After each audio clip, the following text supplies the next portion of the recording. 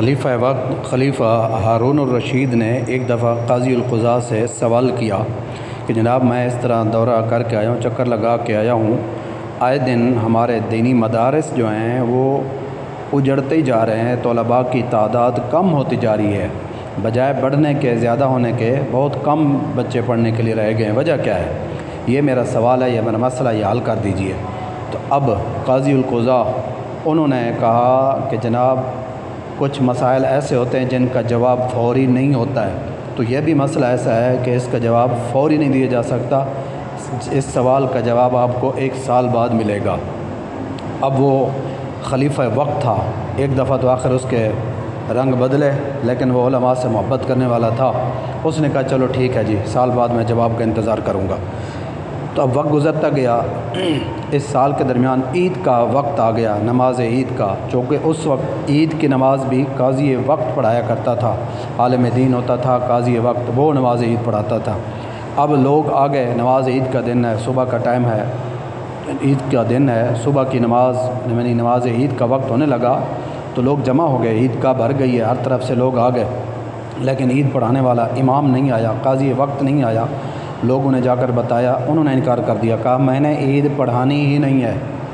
لوگوں نے کہا، اصرار کیا کہ جناب آپ پڑھاتے ہیں تو آپ پڑھائیں گے بھی صحیح، بار بار اصرار کیا تو انہوں نے کہا کہ عید ایک شرط پر پڑھاؤں گا کہ میرے لیے ایک پالکی تیار کی جائے، اس میں بیٹھ کر جاؤں گا۔ لوگوں نے فوراً کرندوں نے جناب پالکی تیار کی اور جا کر پیش کر دی کہ جناب ٹھیک ہے آ جاؤ۔ تو انہوں نے کہا نہیں، ایک دوسری شرط یہ بھی ہے کہ پالکی میری اٹھائے گا خلیفہ وقت، خلیفہ ہارون الرشید، وہ اٹھا کر جائے گا تب عیدگاہ میں جاؤں گا۔ اب بادشاہ کو کون بتائے، خلیفہ وقت کو کون اس طرح ہمت کرے؟ بہرحال عید کا چونکہ موقع تھا، عید کی نماز کا وقت تھا، تو لوگوں نے جا کر اس کو خبر دے دی۔ خلیفہ ہارون الرشید علماء سے محبت کرنے والا تھا، وہ خود چلا آیا۔ اب چل کے آیا تو اس نے خود اپنے کندھوں پہ پالکی اٹھائی اور وہ لے کر عیدگاہ کے اندر آئے۔ لوگوں نے دیکھا یہ سارا منظر کہ قاضی وقت کی پالکی اٹھانے والا خلیفہ وقت ہے، ہارون الرشید ہے۔ لوگوں کے دلوں کے اندر ان کی محبت بڑھی، عالم کی شان، قاضی کے مقام لوگوں کی نظروں کے اندر مزید بڑھ گیا۔ تو اب عید کی نماز ہوگی، اس کے بعد چلے گئے ہر ایک اپنے گھروں کی طرف۔ تو کچھ عرصے بعد خلیفہ ہارون الرشید پھر جا کر مدارس کے اندر اس طرح اپنے سلطنت کے اندر چکر لگاتا ہے، دورہ کرتا ہے۔ اب جا کر دیکھا کہ جہاں پر پہلے مدارس کے اندر طلباء کی تعداد نہ ہونے کے برابر تھی، اب تعداد اتنی ہے کہ چٹائیاں کم پڑ گئی، جگہ کم پڑ گئی ہے، طلباء کی تعداد بہت زیادہ ہو گئی ہے۔ اب پھر آتا ہے خلیفہ وقت جو ہے قاضی کے پاس آ کر کہتا ہے کہ جناب میری سمجھ نہیں آ رہی کہ کچھ عرصہ پہلے مدارس اجڑتے جا رہے تھے، اب ترقی اتنی ہو گئی ہے کہ وہاں پڑھنے والوں کے لیے جگہ کم پڑ رہی ہے، اس کا معاملہ کیا ہے؟ تو انہوں نے کہا کہ یہی سوال آپ نے پہلے کیا تھا مجھ سے، تو اس سوال کا جواب میں نے کہا تھا 1 سال بعد دوں گا، آپ نے اس وقت کہا تھا کہ مدارس اجڑتے جا رہے ہیں، تو میں نے سال بعد کا کہا تھا، تو اب آپ کو سوال کا جواب مل ہی گیا ہوگا۔ کہا کون سا جواب؟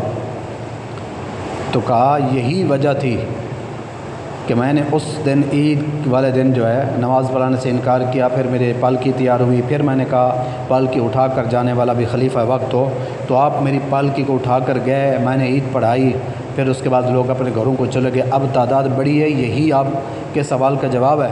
کہا کیسے، مجھے سمجھ نہیں آئی۔ کہا اب لوگوں کی نظروں کے اندر جو انہوں نے اپنی آنکھوں سے دیکھا کہ ایک عالم کی، دین پڑھنے پڑھانے والے کی قدر کیا ہے، شان کیا ہے، اس کا مقام اتنا ہے کہ خلیفہ وقت اس کی پالکی کو کندھا دے کر خود چلتا ہے۔ تو لوگوں نے پھر دیکھا کہ کیوں نہ ہو کہ ہم اپنے بچے بھی عالم دین بنائیں، اتنا اس کا مقام و مرتبہ ہے۔ تو وزیروں نے، سلطنت کے جو عہدے داران تھے، ان سب کے بچے اب مدارس کے اندر پڑھنا شروع ہو گئے۔ تو آج بھی ہماری صورتحال کچھ ایسی ہے کہ ہم نے قرآن پڑھنے والے، پڑھانے والے، دین پڑھنے پڑھانے والے علماء فضلاء کو ہم نے ترجیح نہیں دی، ہم نے اس کو ایک عام سا بندہ سمجھا ہے۔ تو اس وجہ سے کچھ دین کے ساتھ ہماری محبت کم ہوتی جا رہی ہے، لوگوں کے اندر دین کا وہ مقام، علماء کا وہ مقام نہیں رہا، صرف اس وجہ سے کہ صاحب اقتدار لوگ ان کو وہ اہمیت، وہ مقام نہیں دیتے جو ان کا ہونا